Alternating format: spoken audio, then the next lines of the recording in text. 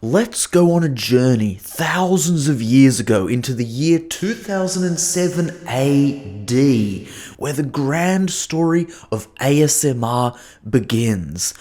And where does it begin? That's right, on an internet forum for nervous system disorders and diseases. And it starts with a post from a person by the name OK Whatever 51838, and wow, I've never heard a username that more perfectly captures the youthful anonymity of the early internet. I get this sensation sometimes. There's no real trigger for it. It just happens randomly. It's been happening since I was a kid, and I'm 21 now. Some examples of what it seems has caused it to happen before are as a child while watching a puppet show. A year later, in 2008, a Yahoo group was created, and apparently that's a thing. I don't know, Yahoo groups? Like in 2008, I was on MSN Messenger like a cool kid. But anyway, there was this Yahoo group called the Society of Sensationalists, which kind of sounds like a kind of group that would be imprisoned in Stalinist Russia. But then a year after this, finally, the endless discussion stopped, and for the first time, someone tried to actually create this sensation. And it turns out it was a girl from Nottingham who had a YouTube channel called Whispering Life, and it was a video of her whispering. And get ready for it, folks. This is it. This is the first ASMR video ever made, and yep, it's got a blank screen. It's just completely blank. I thought that I'd make some videos of me whispering because I absolutely love listening to people whisper, which is really, really weird. But it's actually not too bad. It is kind of crap, but I guess technology wasn't so good 10 years ago, and this girl was just doing the best she could without investing any money. And, you know, why would she invest any money? It's not like she could ever hope to be making money off YouTube in 2009. Like, I don't think PewDiePie even existed back then. So from here, a boom occurred with a whole lot of similar accounts popping up, like Whisper Sister, Whispering Voice, The Whisper Boy, or Mitzi Whispers, all mostly focused on whispering. What's interesting is that before this, ASMR did actually mean something, but it was a lot more obscure for organizations like the Australian Society for Medical Research, which owns ASMR.org, or for ASM Research, which owns ASMR.com and says that it provides end-to-end application solutions that address the big data challenges of mission-critical business functions in the areas of health, medical, and personal-related readiness. I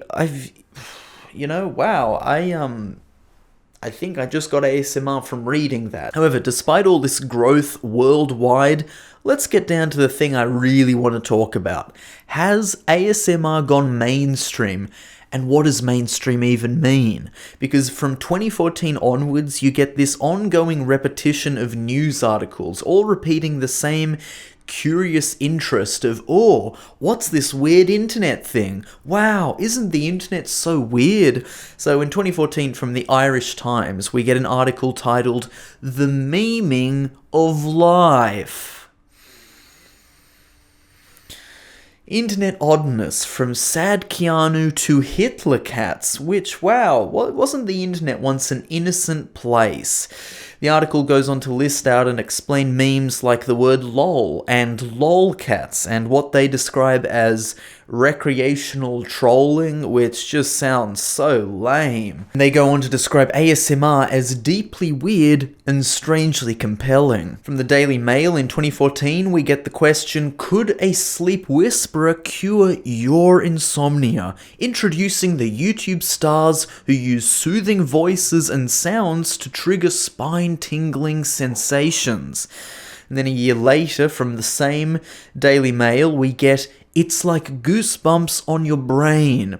And then from The Guardian in 2015, we get ASMR, the new sensation that's literally making people tingle. So, did ASMR go mainstream in 2015? Well, I don't know, because off in 2017 you get the Daily Mail again asking, "Does this video give you a braingasm? YouTuber murmuring mesmerizingly in Spanish is surprisingly relaxing." And then in 2018, the Daily Mail again asking, "What is ASMR and what are its potential health benefits?" And then after all of this, in 2019, we get an article from the Wall Street Journal titled "Tap Tap Scratch," introducing the Michelob Super Bowl ad that's a meditation technique, phenomenon known as ASMR, channels tactile sounds such as crinkling paper and whispers into online hits. And this was about a commercial for beer that was put on during the Super Bowl event in the USA and used ASMR. But after this commercial, there were still articles like the Sydney Morning Herald with "How You Might Visualize Healthy Foreplay Inside the ASMR Sensation." And this wasn't even the first commercial that ASMR was in. China had an ad for Dove chocolate in 2015. KFC made an ASMR commercial in 2016. IKEA did one in 2017, which is still their fourth most viewed video on YouTube with 2.5 million views.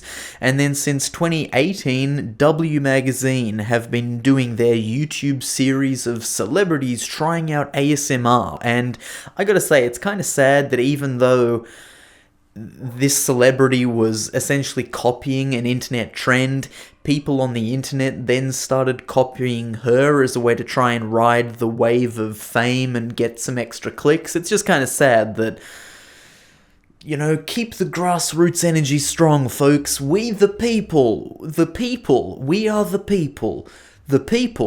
I don't know, that's all I got.